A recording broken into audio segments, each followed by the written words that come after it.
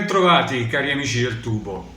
Cercherò di portarvi un po' di conforto in questa torrida estate, parlandovi di una vicenda oscura, una di quelle che di solito i ragazzi narrano nelle notti stellate, intorno ai fuochi dei campeggi estivi. Ho creato un'atmosfera carica di tensione? Ma vabbè, tenetevi forte perché oggi parleremo dell'inquietante uomo falena.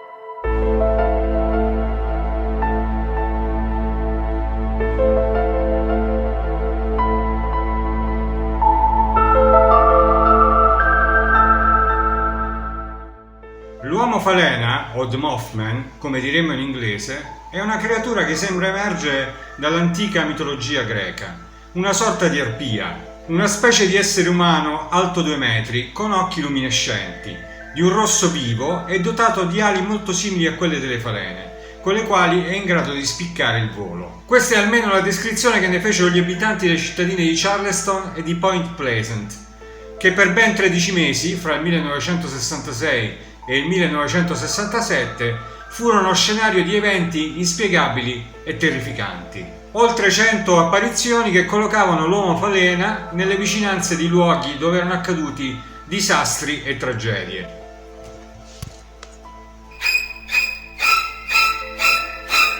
Il primo avvistamento del Mothman sarebbe avvenuto il 12 novembre del 1966.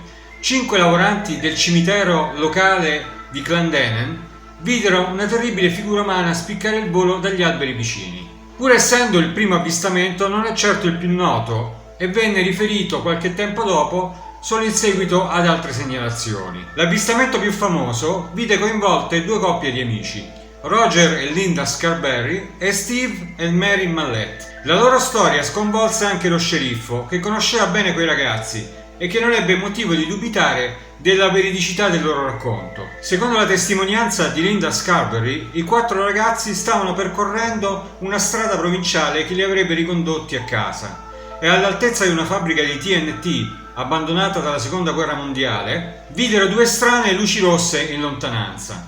Avvicinatisi si resero conto che le luci erano gli occhi luminescenti di un'orrenda creatura, alta quasi 2 metri e con grandi ali ripiegate sulla schiena. I ragazzi fuggirono in fretta dal luogo dell'avvistamento, ma il mostro li inseguì in volo per tutta la strada, gettandosi in picchiata e urtando più volte il tetto della macchina. In quel periodo in TV spopolava Batman con la sua serie televisiva e i giornalisti locali, prendendo spunto dal nome dell'uomo pipistrello, battezzarono la creatura Mothman, l'uomo falena. L'episodio nell'area TNT, nei pressi della vecchia centrale elettrica di Point Pleasant, diede inizio ad una numerosissima serie di avvistamenti, 26 accreditati da rivelamenti effettuati sui luoghi interessati, e 8 dei quali avvenuti sempre nelle vicinanze della fabbrica di Tritolo, nella zona definita area TNT. Questo incredibile susseguirsi di eventi inspiegabili destò l'interesse dell'opinione pubblica e del giornalista esperto di ufologia John Keel.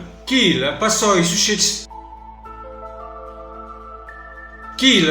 i successivi 10 anni della sua vita ad indagare sul misterioso caso dell'uomo falena.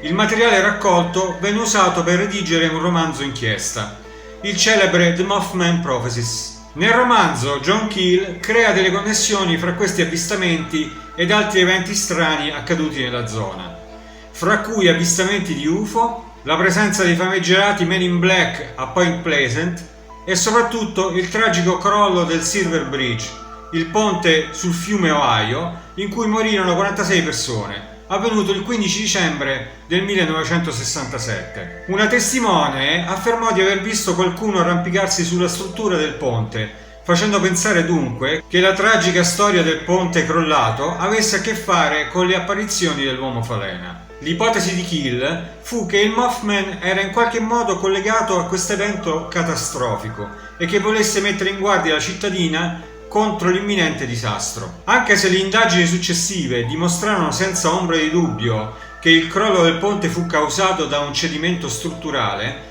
da quel fatidico 15 dicembre la figura dell'uomo falena fu considerata portatrice di sventura. Difatti si moltiplicarono gli avvistamenti del Mothman nei luoghi divenuti tristemente noti come la centrale nucleare di Chernobyl o il celebre scatto fotografico di Steven Moran, risalente all'11 settembre del 2001, subito dopo il crollo delle Torri Gemelle, che testimonierebbe l'esistenza dell'uomo falena. Il romanzo The Mothman Prophecies, Voci dall'ombra, dal quale venne tratto nel 2002 l'omonimo thriller soprannaturale con Richard Gere, in Italia è stato pubblicato dalla Sonzogno Editore e ribattezzato nel 2003 con il titolo Il caso Mothman. Nella info box potrete trovare il link di Amazon qualora foste interessati ad acquistare il libro o il DVD del film. Neanche a dirlo, la cultura pop negli anni ha pescato a mani basse nell'oscura vicenda dell'uomo falena. Tantissimi sono i giocattoli ispirati a Mothman. L'uomo falena viene citato da Fox Mulder in un episodio di X-Files. Alan Moore lo utilizza per dare vita ad uno dei personaggi più tragici del suo Watchmen. E i Kasabian, nel 2009, pubblicarono una canzone dal titolo Julie and the Mothman. Il personaggio di Mothman è stato inserito anche nel videogioco Fallout 76. La mappa del gioco, ambientato nella Virginia occidentale, presenta anche la cittadina di Point Pleasant e il Mothman Museum. Nel 2003, dopo aver dato vita ad un festival annuale a lui dedicato, gli abitanti di Point Pleasant decisero di installare un'imponente statua dell'uomo falena nel centro cittadino, da mostrare a tutti i turisti. Che ne dite? Non è stato proprio un bel racconto dell'orrore? Ai mostri l'ardua sentenza. Il sottoscritto vi saluta e vi rimanda al prossimo appuntamento con il contenitore di notizie inutili. Oh, mi raccomando, prima di andare in mare o a folleggiare, mettete un bel like, un commento o iscrivetevi al canale se non l'avete già fatto. Un saluto a tutti voi, cari amici del tubo.